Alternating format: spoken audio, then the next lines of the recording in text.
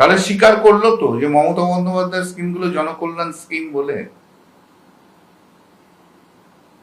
মমতা বন্দ্যোপাধ্যায় যে স্কিমগুলো করেছিল মানুষের বেনিফিটের জন্য, ইলেকশনের আগে তাকে যত রকম ভাবে ডিস্টর্ট করে বললো, তারপরে আজকে প্রমাণিত হলো তো যে মমতা বন্দ্যোপাধ্যায় যে স্কিমগুলো করেছিল সেগুলো জনকল্যাণ স্কিম। শুনুন, জায়গা নেই কোনো। অন্নপূর্ণা ভান্ডারে যতজন লোক টাকা পাবে, লক্ষ্মীর ভান্ডারে তার চেয়ে অনেক বেশি লোক টাকা পাবে। কাভারেজ। আপনার বাড়িতে যদি স্মার্টফোন থাকে তাহলে আপনি পাবেন না। আপনার বাড়িতে যদি টিভি থাকে, ফ্রিজ থাকে, আপনি পাবেন না। মোটরসাইকেল থাকলে আপনি পাবেন না। পিএমসি তো তাই। কিন্তু মমতা বন্দ্যোপাধ্যায়ের স্কিমে কন্যাশ্রী বলুন, লক্ষ্মীশ্রী বলুন, লক্ষ্মীর ভান্ডার বলুন, বা যা আছে যে স্কিমগুলো আছে, যেটা হচ্ছে সবচেয়ে বড় কথা স্বাস্থ্যসাথী স্কিম, সেই স্কিম তো সেন্ট্রাল গভর্নমেন্টের স্কিমের সঙ্গে নয়। কাভারেজ অফ দি পিপল, সংখ্যাটা তো এইখানে। এই বেনিফিটটা কমিয়ে দিলে তো 6 মাসের মধ্যে বিদ্রোহ হয়ে যাবে পশ্চিমবঙ্গে। ওরা বাধ্য হয়েছে।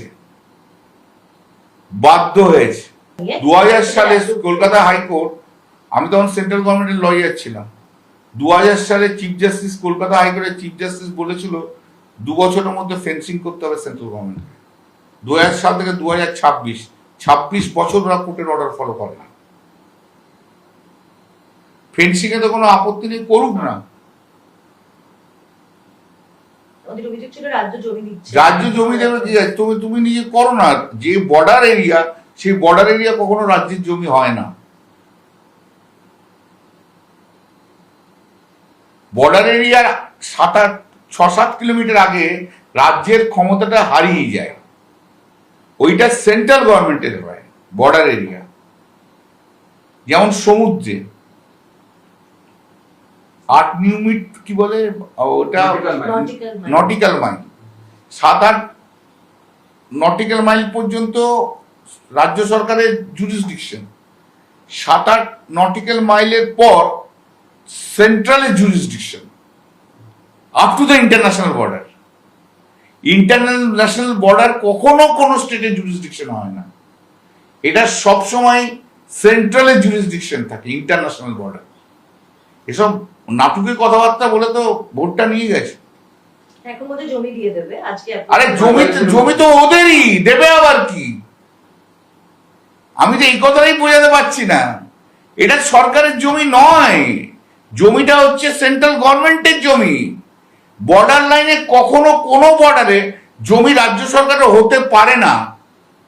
যেমন সমুদ্রে নটিক্যাল মাইল, আমি তো বুঝিয়ে দিলাম, 8-9 কিলোমিটার নটিক্যাল মাইলের পর পুরোটাই হচ্ছে সেন্ট্রাল গভর্নমেন্টের আপ টু ইন্টারন্যাশনাল বর্ডার।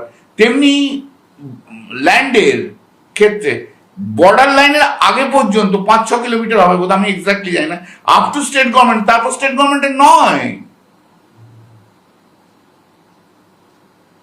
এটা নাটকের কথাবার্তা বলেছে। হ্যাঁ, না, আমি তো খারাপ দিনের থেকে আসার লোক, আমরা তো লড়াই করে আসার লোক, লড়াই করে এসছি। 34 বছর ধরে সিপিএম এর আমলে লড়াই করেছি। আবার ভালো দিন এসছে, আবার খারাপ দিন এসছে, আবার লড়াই করব, আবার পরিবর্তন আমরাই করব মমতা বন্দ্যোপাধ্যায়ের নেতৃত্বে।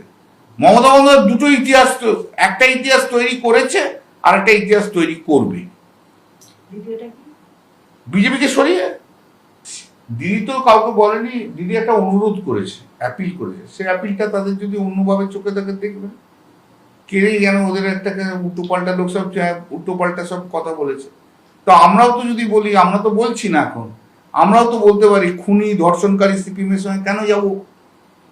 আর আরেকটা কথা মাথায় রাখবেন, 41% ভোট মমতা ব্যানার্জি পেয়েছে, তৃণমূল পেয়েছে, আর সেলিম সহ সিপিএম 4-5% পেয়েছে।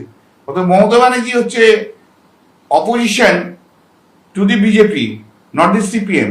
এবং সিপিএম এর সঙ্গে বিজেপির একটা আঁতাত আছে, আমরা জানি এটা